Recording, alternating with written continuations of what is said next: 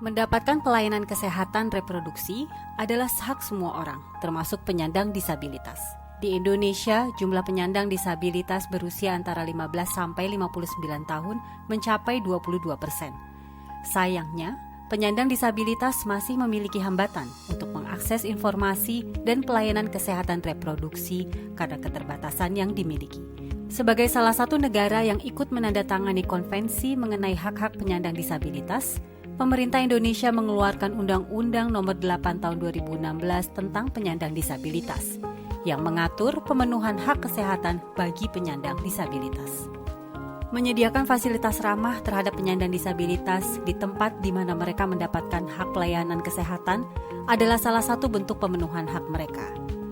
Fasilitas kesehatan dapat melengkapi ruang pendaftaran dengan informasi audio dan visual untuk menunjukkan nomor antrean. Pemberian urutan antrean khusus untuk penyandang disabilitas juga dapat dilakukan agar pasien merasa nyaman. Fasilitas kesehatan juga dapat menyediakan loket pendaftaran yang mudah dijangkau oleh penyandang disabilitas gerak yang memakai alat bantu seperti kursi roda. Mengerti karakter atau kebutuhan dasar masing-masing penyandang disabilitas adalah kunci berinteraksi. Peran petugas kesehatan atau pendamping untuk berkomunikasi dengan pasien penyandang disabilitas sangat krusial. Cara memberi pelayanan, termasuk cara berinteraksi untuk masing-masing penyandang disabilitas perlu diperhatikan, sehingga pasien akan merasa nyaman dan termotivasi untuk mengakses pelayanan kesehatan. Berikut adalah hal-hal dasar yang perlu diperhatikan ketika berinteraksi dengan pasien penyandang disabilitas, yaitu pertama, menunjukkan empati, tersenyum, menjaga kontak mata, dan nada bicara yang netral. Kedua, memperkenalkan diri dan menawarkan bantuan untuk menuju ruang pemeriksaan. Ketiga, sebelum melakukan pemeriksaan, berikan penjelasan dengan bahasa yang mudah dimengerti dan dipahami, serta tidak terburu-buru atas apa yang akan dilakukan. Yang keempat, saat melakukan pemeriksaan, lakukan dengan halus. Kelima, setelah selesai, sampaikan terima kasih dan tanya pada pasien apakah ada pertanyaan lain. Jika tidak, ucapkan salam dan sampaikan jika pasien dapat berkunjung lagi jika ada keluhan. Bagi penyandang disabilitas netra, petugas kesehatan wajib bertanya sebelum membantu, tidak berasumsi, dan memberikan rasa nyaman. Intonasi dan nada suara pun juga harus tegas dan lembut untuk memberi kenyamanan pada pasien. Berinteraksi dengan disabilitas netra dapat dimulai dengan menyentuhkan punggung tangan Anda dengan punggung tangan pasien.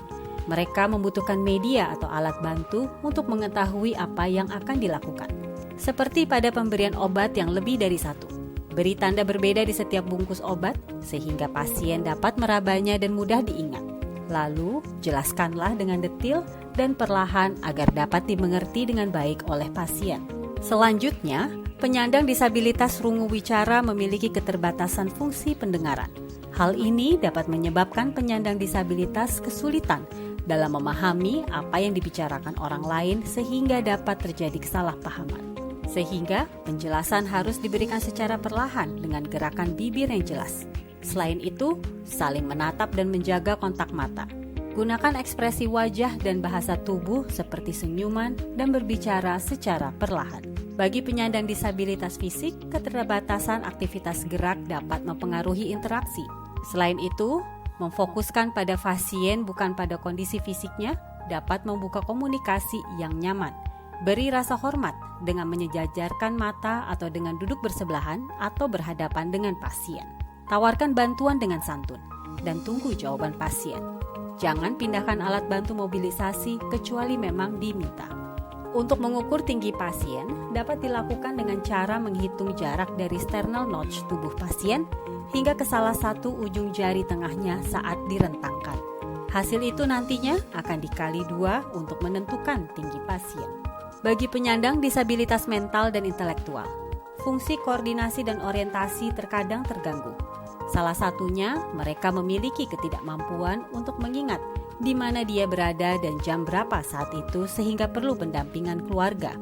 Utamakan berinteraksi dengan pasien bukan hanya dengan pendamping. Sampaikan penjelasan Anda dengan tenang, jelas, mudah dipahami, dan dengan volume suara sedang. Apabila pasien mengalami kesulitan mengerti, jelaskan kepada keluarga atau pendamping. Mengakhiri komunikasi Anda dengan memberi pujian adalah bentuk perhatian kepada pasien dengan disabilitas mental. Disabilitas juga dapat dialami secara tunggal maupun ganda, sehingga peran keluarga atau pendamping terkadang dapat menjembatani komunikasi petugas kesehatan dengan mereka. Dengan komunikasi yang baik dan memadainya fasilitas, petugas kesehatan tetap dapat memberi pelayanan yang sama pada semua pasien, termasuk pelayanan kesehatan reproduksi pada ibu hamil dengan disabilitas, seperti ukur tinggi badan dan berat badan, ukur tekanan darah, nilai status gizi atau ukur lingkar lengan atas, ukur tinggi fundus uteri, penentuan letak janin, screening status imunisasi tetanus, beri tablet tambah darah, tes laboratorium, tata laksana atau mendapat pengobatan, dan yang terakhir, konseling atau penjelasan. Kondisi pandemi bukan menjadi penghalang.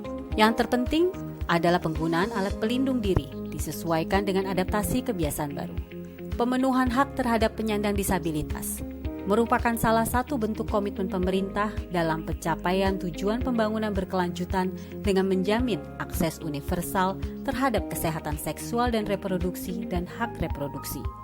Dengan pelayanan kesehatan reproduksi yang paripurna bagi semua orang, akan menghasilkan bangsa yang berkualitas.